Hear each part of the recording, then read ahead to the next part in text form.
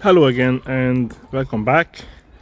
This is the video I should have done, to be honest, first time before any other video I've made. However, I'm decided just to make it now. This is going to be a very quick review. Well, not so very quick, but quick.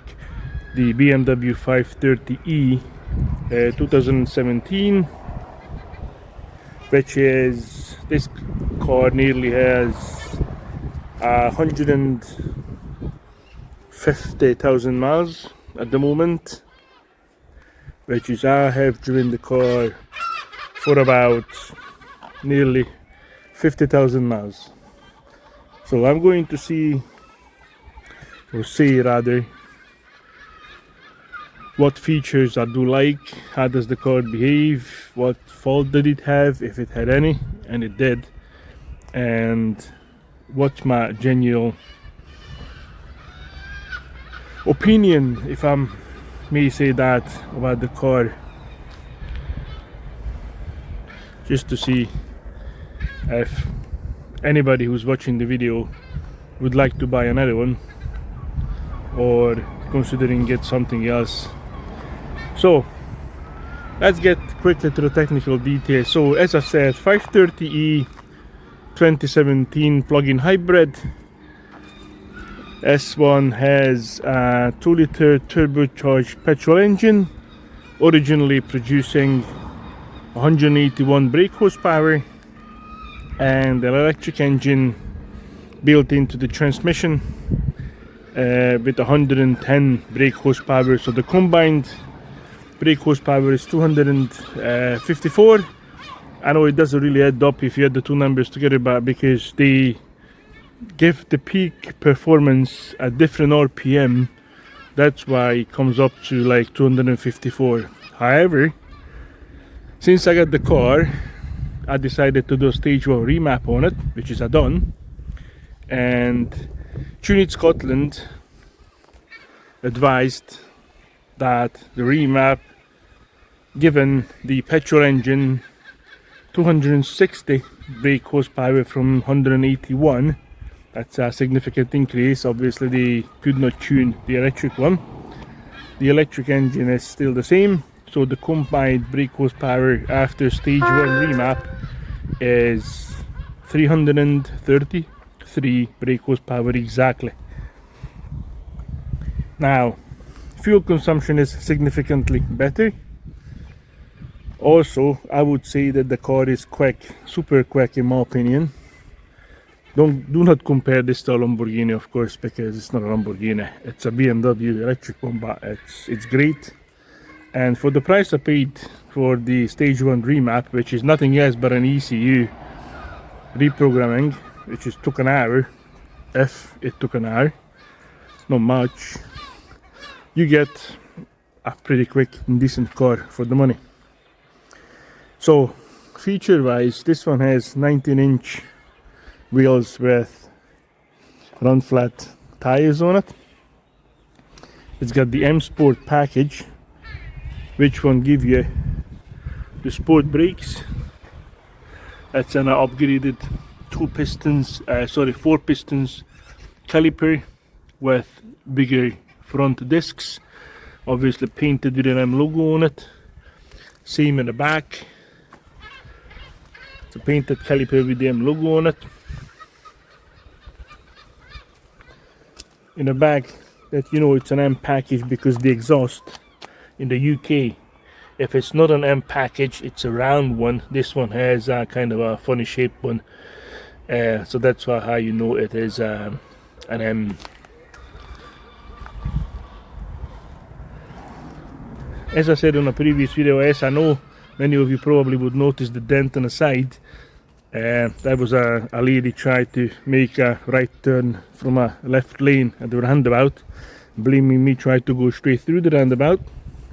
I've got this on video, but I didn't make the claim because the insurance would have been right up to the top.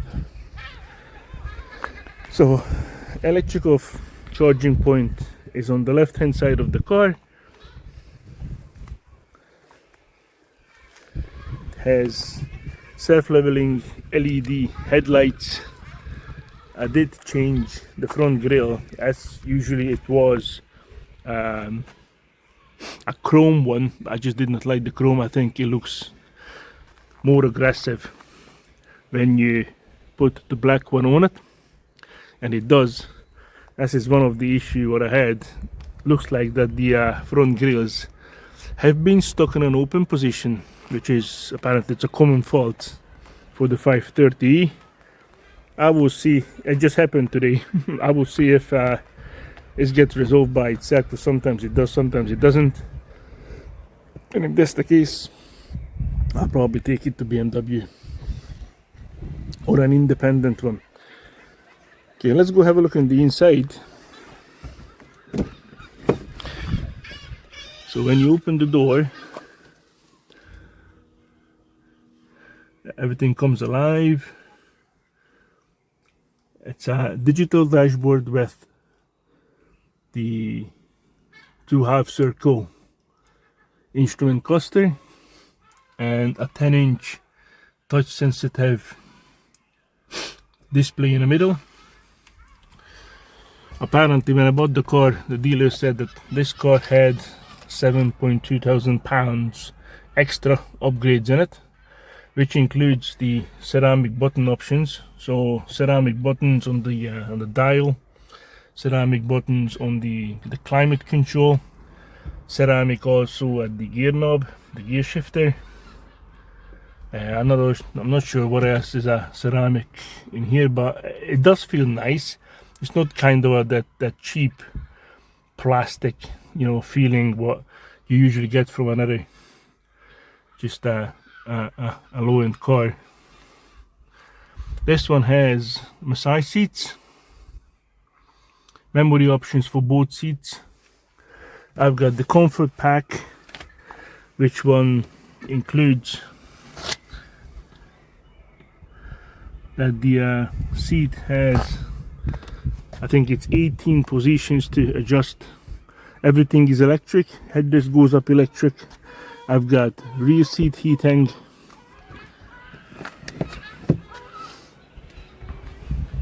That door doesn't open, by the way. That's another fault with the BMW. Just one day it just decided not to open. I couldn't get it open. I had the seats removed. I've had the panel off. I can't get the door open. So currently I will get a 3-door. So there you go. Option wise, I've got 4-way climate control, dual zone in the front, dual zone in the back, rear seating, rear heated seats, nice and soft, leathery. Do not have any sunroof or moonroof, whichever you guys want to call it. I'm not bothered.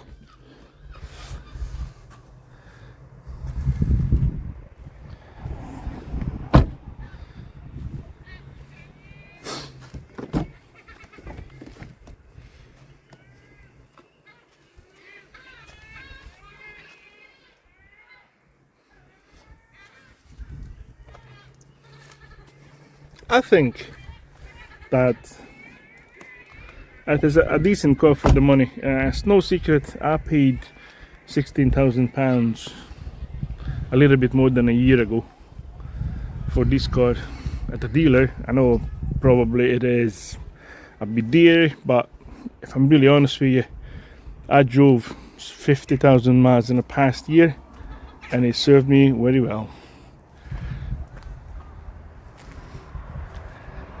I only use super petrol from Tesco, 99 octane super petrol. I do notice the difference between fuel consumption and also in engine power as well. It does make the engine more jumpier, and it has a 45-litre tank, which not much. If you ask me, BMW could have made this bigger. If you can fill it up for current prices as of today, £1.50 a litre for a super petrol, you can fill it up for £60, 62, 63, depends, you know, where you're going to. which garage. And I get about between 52 to 67 miles per gallon, depending on how I drive it, how far do I go, etc, etc.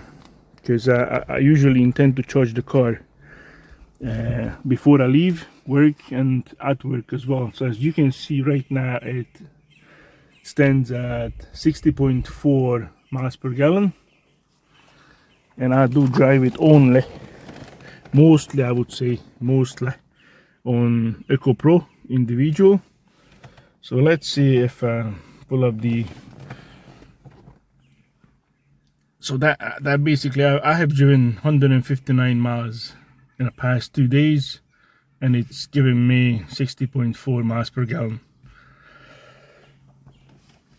That's not bad for a 2-liter petrol engine, obviously with an electric boost when it's needed to be. It does have a flappy pedal gearbox to change the 8-speed automatic transmission, which is, I think, is a godsend compared to the 6-speed or even the 7-speed previous models and other different cars, because it does really pull well in every gear. Climate control wise,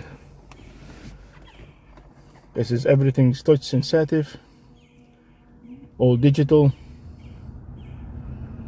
However, when you turn this on, the available mileage it drops.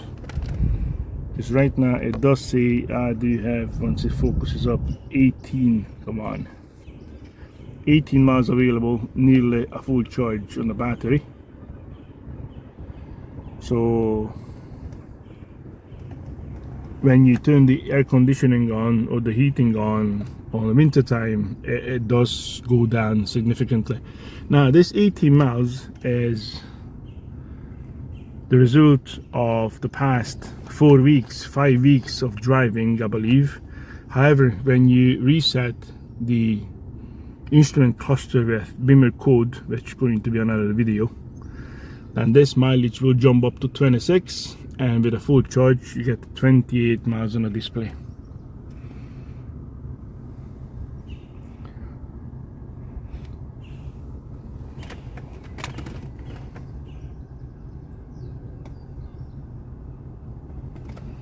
It is a very decent car for the money, and I'll tell you what, see, by the time I went to drive the car for a test drive, when I sat in it, I says, let's see, because I was a really big fan of the petrol engines, and I had a couple of BMWs before. They were comfy, but I tell you what, this one is above all of the cars I have driven. BMWs, Mercedes, Jaguars, you name it. Even the Range Rover. I've driven a Range Rover before, we had one. However, it wasn't as comfy as this car. I forgot to mention that in the 7.2 thousand upgrade package, this has adjustable camber, so that means the suspension could be changed. Let's see if I can bring this up. So vehicle settings, right, here we go. Let's see, driving experience control. So configure Eco Pro individual, right there you go. So damping, comfort mode, you can change it to sport mode. I just leave it on comfort because it's good. You can change the steering from comfort to sport.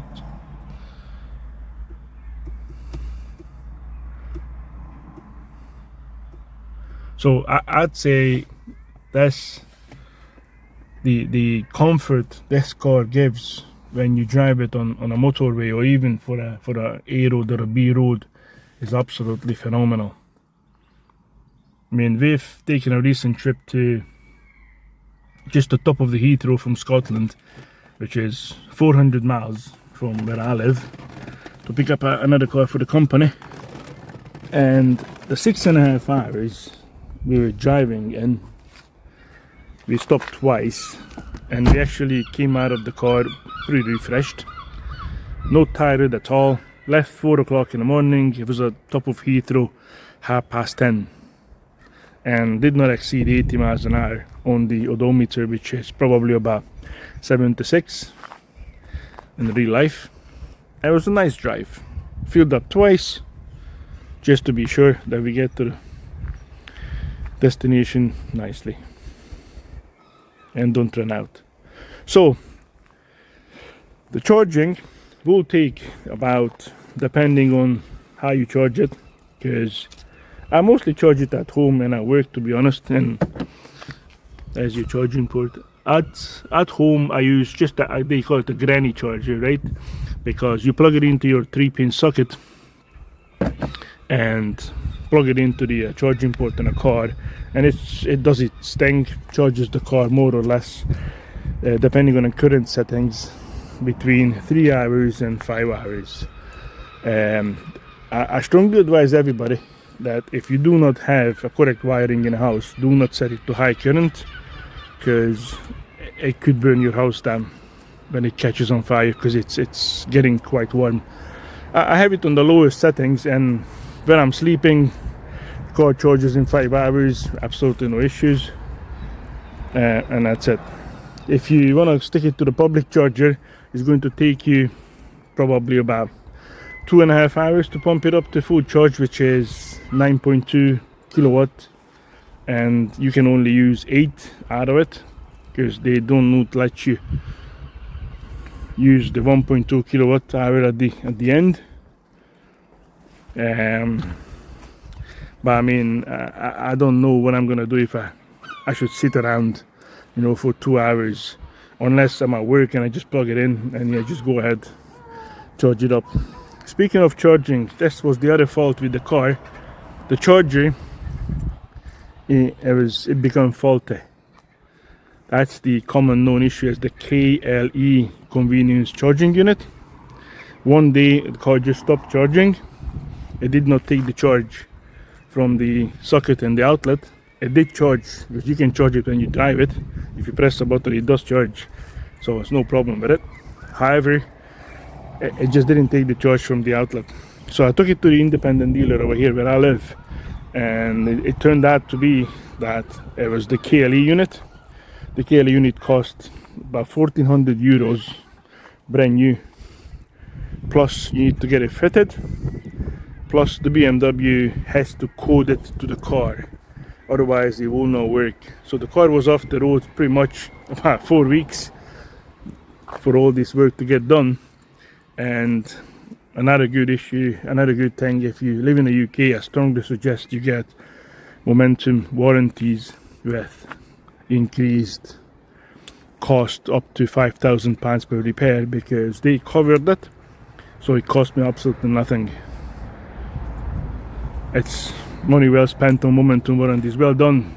It's not a paid promotion, by the way, nothing to do with momentum warranties, but it's good to know that they actually live up to their promise. So other than that, I mean, oil changes very easy as you can do. You can see it on the video previously posted. I usually do it myself. I always do it myself.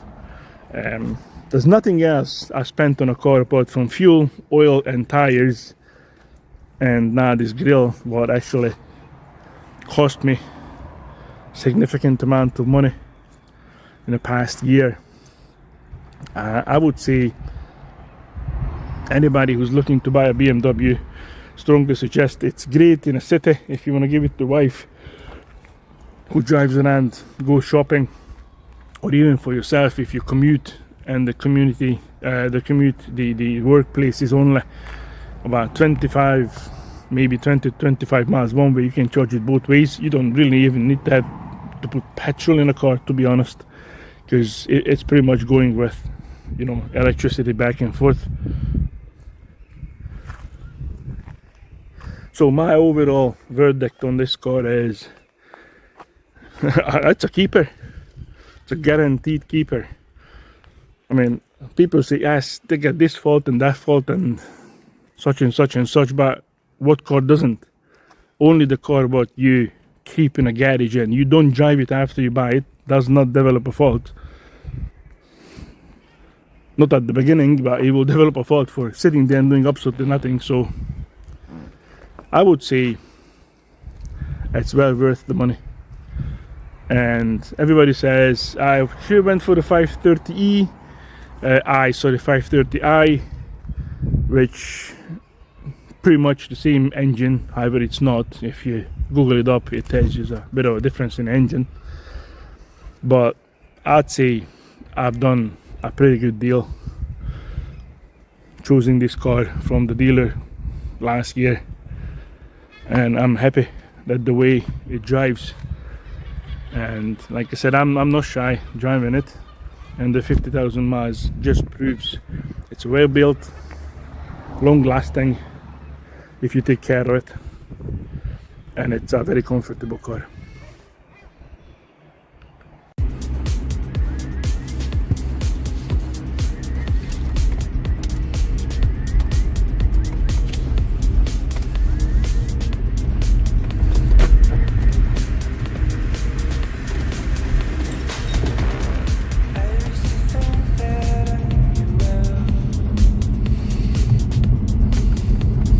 As I said, this car is phenomenal to drive. The ride is super comfortable. Adjusting the seats to many positions will accommodate pretty much any driver who wants to sit on the driver's seat and in a passenger seat as well. Massage is great. It does give you a good, refreshing feeling when you travel for a long distance. And climate control's working superbly. Heating's great. The heated seats are super quick even in the lower settings. I put it up to level 3 and within 2 minutes I'm burning up, so I need to reduce it regardless. So I would say that with all the features I have in a car, it does not have heads-up display, obviously. It doesn't have cameras, which is, I'm not really bothered with cameras, because you need to look in the mirrors regardless of what you do when you're reversing back up to a place or park it. It cannot park itself, which is another function some of the BMWs can. This one cannot. However, front and rear parking sensors and two on each side will give you the most accurate space available for you. The distance between your car and the object in front and behind it. And the display is informative. When you park up, it does tell you, by color coding what sort of distance you are at. You got green, yellow and red, obviously red with a nearly continuous tone of beep will warn you that you're too close. But like I said, yes, look at this drive. It goes super easy.